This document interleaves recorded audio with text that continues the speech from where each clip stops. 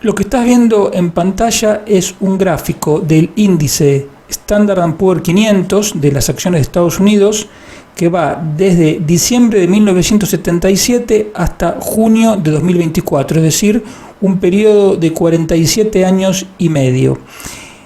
Y ahí se puede ver que a pesar de que hubo caídas importantes como el pinchazo de la burbuja tecnológica que empieza en el 2000 y sigue hasta principios de 2003, cuando prácticamente cae un 50%, luego otra caída también en 2008-2009 con el pinchazo de la burbuja inmobiliaria, luego también la caída súbita y muy profunda vinculada con el coronavirus en marzo-abril de 2020, la caída también de 2022, también muy profunda, etcétera. A pesar de todas esas caídas, la rentabilidad acumulada por este índice en esos 47 años y medio es de más de 5.600%. Este segundo gráfico es de un periodo más breve porque va desde diciembre de 2007 hasta junio de 2024. Es un periodo de 16 años y medio. Pero además de tener la evolución del índice Standard & Poor's 500 de acciones de Estados Unidos, tenemos con la línea roja la evolución del precio del oro y con la línea verde la evolución del precio de bonos del Tesoro de Estados Unidos de 7 a 10 años de plazo. Lo que se ve aquí otra vez es que el rendimiento de las acciones es mucho mejor a pesar de, como te dije antes, de las caídas que hubo, tanto al principio de este periodo, 2008-2009, como la del coronavirus, por ejemplo. Pero así todo, en estos 16 años y medio, este índice de acciones tiene una rentabilidad de más del 270%, que se compara con un 135% del oro y un 4% de los bonos del Tesoro americano. Hay que tener en cuenta que este gráfico es de los rendimientos sin tener en cuenta los dividendos en el caso de las acciones ni los intereses en el caso de los bonos, que si se hubieran reinvertido tanto en el caso de los dividendos con las acciones como en el caso de los intereses con los bonos, los rendimientos serán mejores, pero de todas maneras nos seguiría dando que la rentabilidad de las acciones es muchísimo más importante. El oro obviamente no tiene dividendos, así que el rendimiento sería el mismo. La pregunta que nos interesa responder es por qué a largo plazo las acciones tienden a crecer más que las materias primas o que los bonos.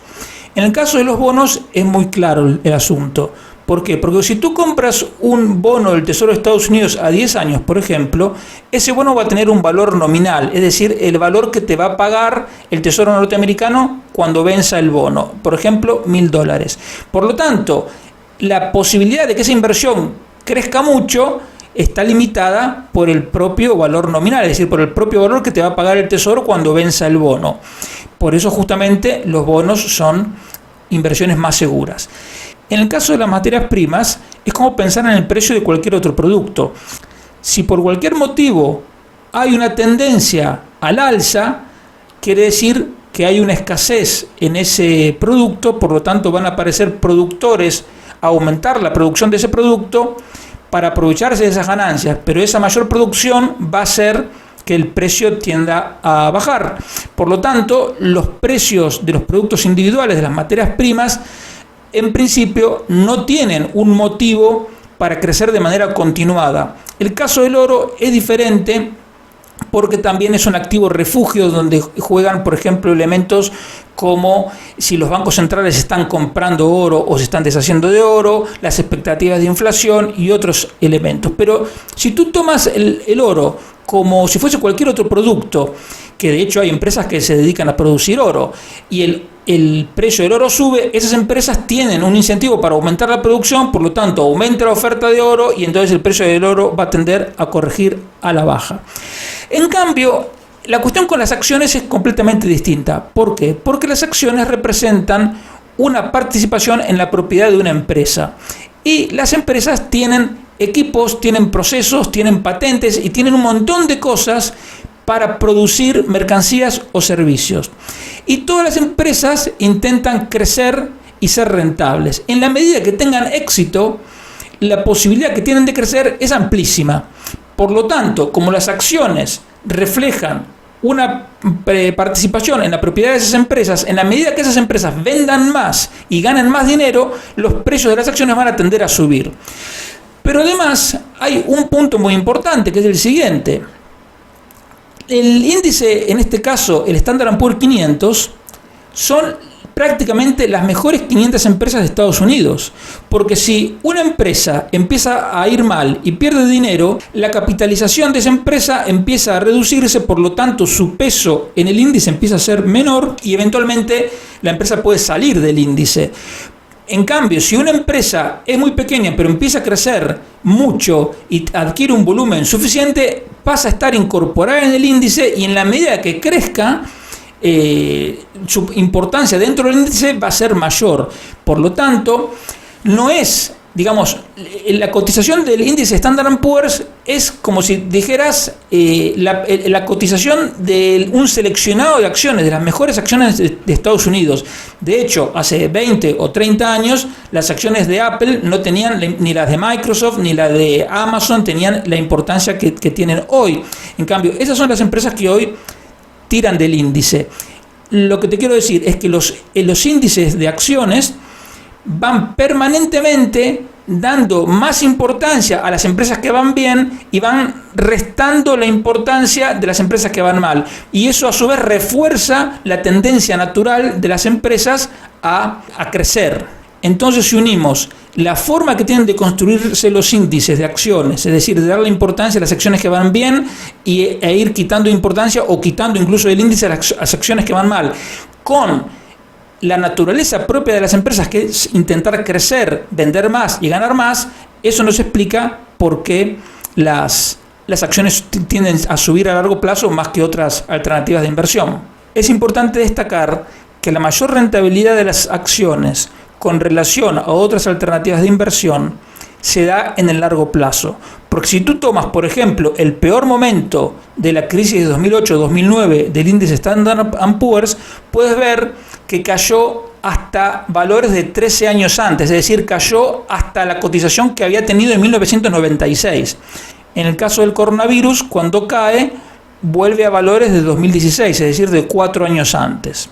Y estas oscilaciones puntuales se dan porque las acciones reflejan las expectativas de ganancias futuras. Las cotizaciones de las acciones reflejan las expectativas de ganancias futuras. Entonces, en momentos de alta incertidumbre, como el coronavirus, hay mucha incertidumbre, no se puede establecer ni siquiera, digamos, razonablemente cuál puede ser la expectativa futura de ganancias, y por lo tanto las acciones se desploman.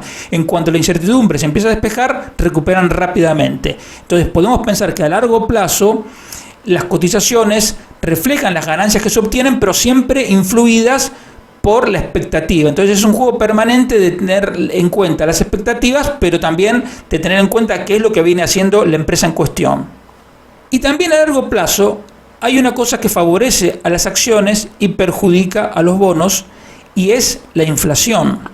En la medida que hay inflación, evidentemente los precios de venta de las empresas también tienden a subir. En algunos sectores subirán más, en otros subirán menos, pero cuando hay un proceso inflacionario, los precios de las empresas tienden a subir, y por lo tanto sus cotizaciones también tienden a subir porque crecen sus ventas y sus ganancias en términos nominales. En cambio, si tú tienes un bono a 10 años del Tesoro que te va a pagar $1.000 dentro de 10 años, cuanto más inflación haya, esos $1.000 van a valer en términos reales, en términos de poder adquisitivo, cada vez menos. Por lo tanto, hace menos interesante invertir en bonos. Entonces también podemos ver que las acciones a largo plazo son de alguna manera un refugio contra la inflación, cosa que los bonos claramente no lo son, excepto por supuesto los bonos que hay que se ajustan por inflación. La inflación también juega a favor de las materias primas. En la medida que hay inflación, evidentemente, así como suben los precios de venta de los productos que venden las empresas, también suben los precios de las materias primas.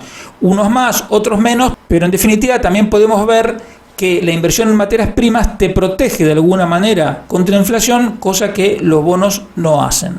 Cuando te mostré un gráfico anterior te dije que no incluían la reinversión de los dividendos en el caso de las acciones, ni en el caso de los bonos, los intereses.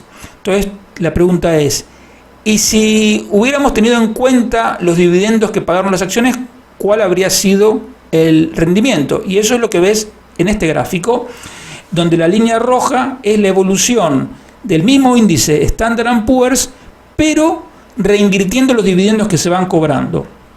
Y tú fíjate que la diferencia en un periodo largo, porque este gráfico otra vez es desde diciembre del 77, la diferencia es bestial, porque la rentabilidad del índice Standard & Poor's sin dividendos es de 5.600%.